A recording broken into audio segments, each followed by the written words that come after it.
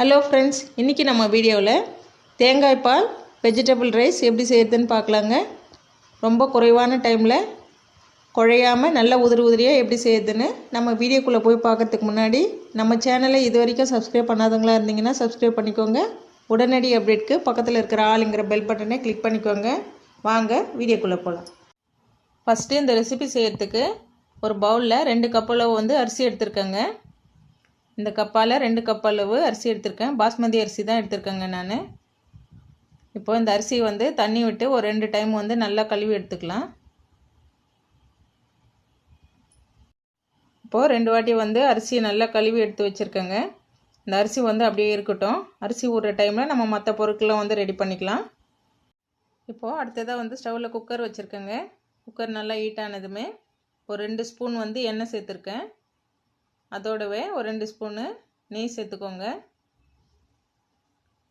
எண்ணெய் நல்லா சூடானதுமே இதோடவே நம்ம மசாலா பொருட்கள்லாம் சேர்த்துக்கலாம். ஒரு பிரிஞ்சி இலை, ஒரு சின்ன துண்டு பட்டை, 1/4 ஸ்பூன் சீரகம், ஒரு 4 கிராம்பு, 4 ஏலக்காய் சேர்த்துருக்கேங்க. இதெல்லாம் நல்லா பொரிஞ்சு வரட்டும். நல்லா பொரிஞ்சுதுன்னா தான் நல்லா வாசனையாக இருக்கும்.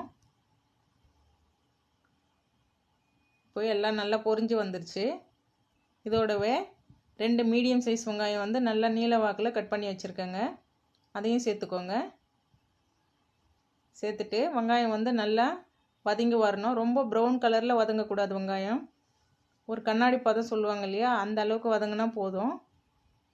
இப்போது வெங்காயம் நல்லா வதங்கி வரட்டுங்க.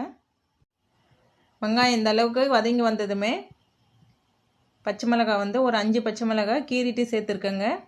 இந்த சாதத்துக்கு பார்த்திங்கன்னா நம்ம மிளகாத்தூள்லாம் சேர்க்க போகிறதில்ல. இந்த பச்சை மிளகாய் காரம்தான், அதனால் உங்கள் காரத்துக்கு ஏற்ற மாதிரி சேர்த்துக்கோங்க.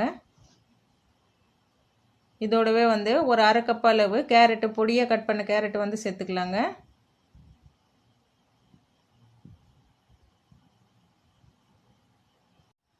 அரை கப்பு உருளைக்கிழங்கு, இதோடவே 1/2 கப் அளவு பொடியாக கட் பண்ண பீன்ஸு, இது எல்லாத்தையும் சேர்த்துட்டு நல்லா வதக்கி விடலாங்க. உங்களுக்கு எந்த காய்கறி விருப்பமோ நீங்கள் அந்த காய்கறிலாம் சேர்த்துக்கலாம்.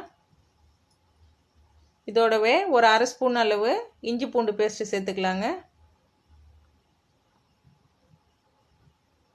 இஞ்சி பூண்டு பேஸ்ட்டு சேர்த்துட்டு இதை பச்சை ஸ்மெல் போகிற அளவுக்கு நல்லா வதக்கி விட்டுக்கலாம்.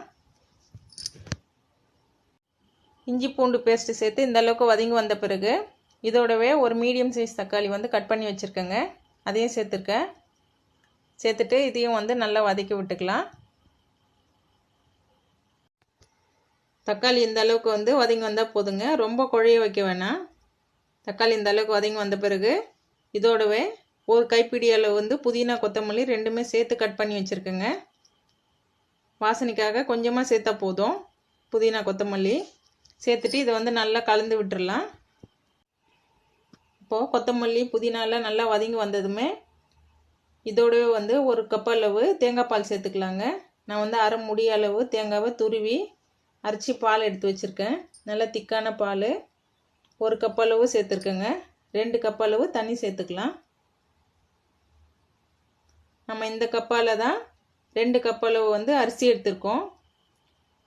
அதே கப்பில் 3 கப் அளவு இப்போது தண்ணி சேர்த்துருக்குங்க. 1 கப் அளவு தேங்காய் பால், 2 கப்பு தண்ணி.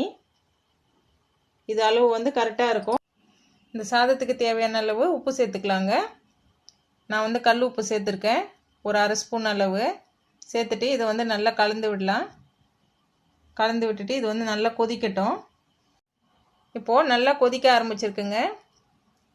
இப்போது இந்த ஸ்டேஜில் நம்ம ஊற வச்சுருக்க அரிசி சேர்த்துக்கலாம். ஒரு 1/2 மணி நேரத்துக்கு முன்னாடியே நான் அரிசியை கழுவி ஊற வச்சுருக்கேங்க. அந்த அரிசியை இப்போ இதோடு சேர்த்துக்கலாம். அரிசியை சேர்த்துட்டு இதை நல்லா கலந்து விடலாங்க. இதை கலந்து விட்டுட்டு இப்போ உப்பெல்லாம் கரெக்டாக இருக்கான்னு செக் பண்ணி பார்த்துக்கோங்க.